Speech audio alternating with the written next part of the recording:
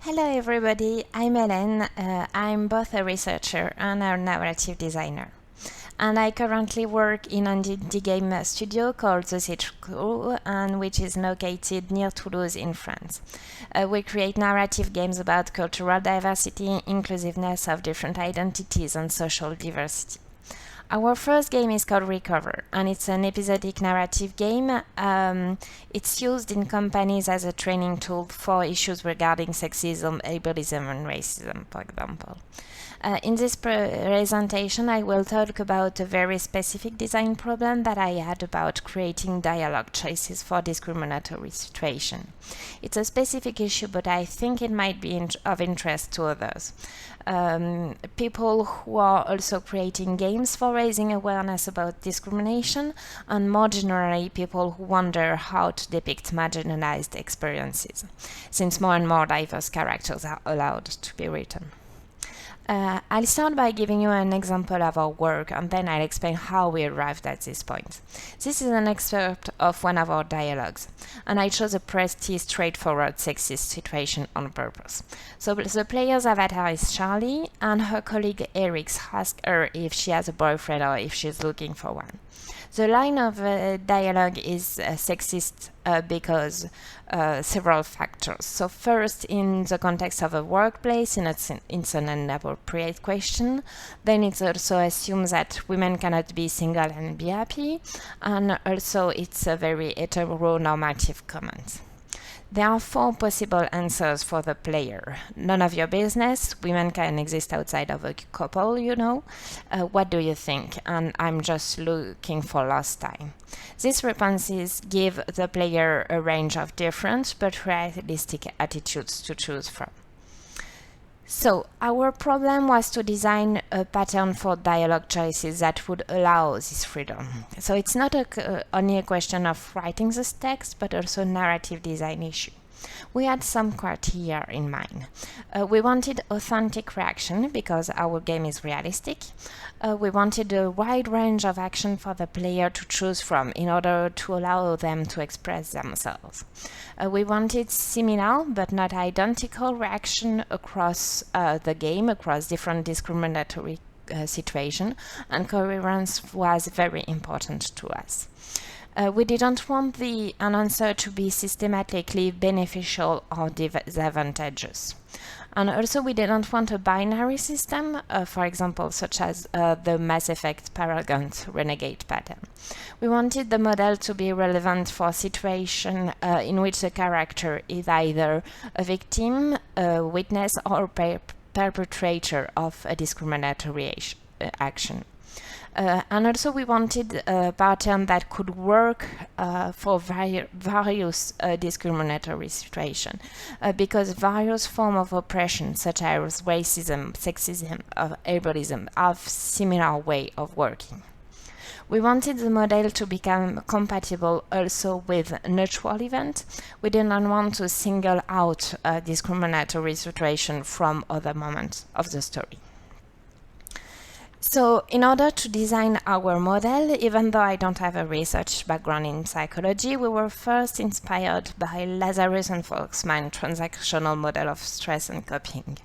In this theory, coping means our cognitive, emotional, behavioral, and somatic reaction when we do something perceived as painful, worrying, or threatening in order to diminish or tolerate its impact on us.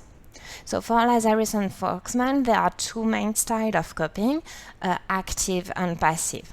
And the active coping strategy consists in controlling or modifying the situation by taking action on what causes stress. And on the contrary, passive coping strategies consist in denying or avoiding the origin of the problem and diverting our attention somewhere else. There is a strong field of research on this subject, and some researchers use other concepts. For example, Sulch and Fletcher talk about avoidance and non-avoidance coping strategies. There are also other words such as confrontation and avoidance, which are particularly adopted in scientific works on how women respond to sexism. We use those words in the design process, but our dialogue pattern is more generally built on the idea of active and passive coping strategies. The model is indeed interesting because it supports the creation of a realistic behavior, and also it can be used for a diverse discriminatory situation and different type of repression. And also it doesn't imply moral judgment or action more efficient compared to other. And finally, it's relevant in various situations regarding discrimination.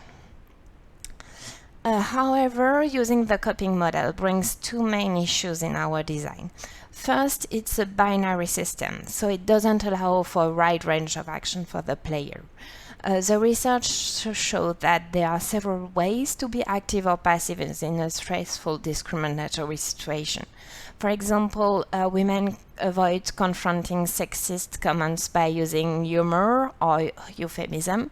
For example, it's not that bad. And also, from a narrative design perspective, giving us only two options to the player doesn't seem like a very good practice if you want them to be able to express themselves. For example, John Ingold advises on using 3 choices, and whereas Alexis Kennedy deems that 5 choices is generous. Secondly, the model is about behavior. And we wanted to give the player the choice between actual sentences and not action, such as explain why Eric's wrong, in order to create a more complex and subtle interpretative process. So we decided to draw from another theory, JAKOBSON'S functions of language. So JAKOBSON is a linguist, and he distinguishes six communication function. The emotive function, which refers to the expression of feelings, the conative function, which indicates the aim to cause a reaction or a feeling to the other person, the fatigue function, which establishes or interrupts the communication, the referential function, which refers to descriptive statement, the poetic function, which includes humor, among other things, and the metalingual function, which is the use of language to describe itself. For example, I mean.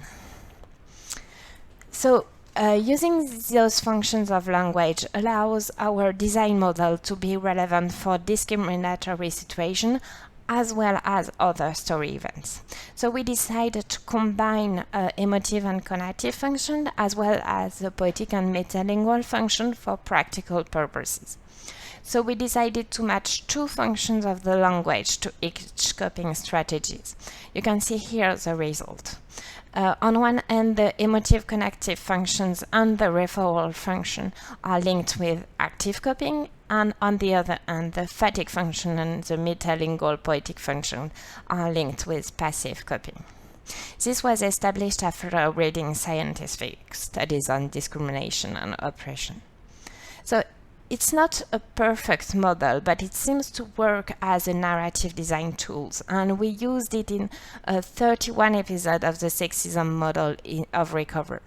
And you can see here the in-game version of the example I gave earlier.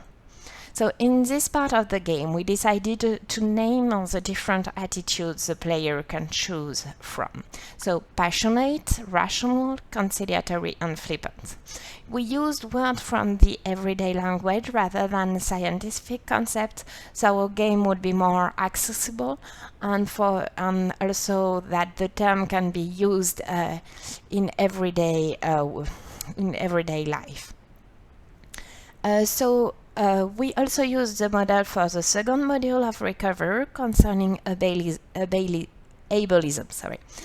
But we decided this time not to associate the attitudes with words. We noticed that even if we tried not to use positive or negative wordings, the terms tend to influence players. So the model that I've shown you today is evolving, and we are still working on it. For example, we found that in the latest scientific literature, there is another coping strategy which is often mentioned, and which is the attitude that consists in looking for support. It's not always possible because of the context, but it seems to be a third type of reaction to stress, which is valid for discriminatory situation. So we are thinking about adding a button to the next model of recover, which would allow to the avatar to call a friend or a colleague. Well, I hope you found this presentation of our work interesting, and we would be very happy to hear your comment on our model. Thank you.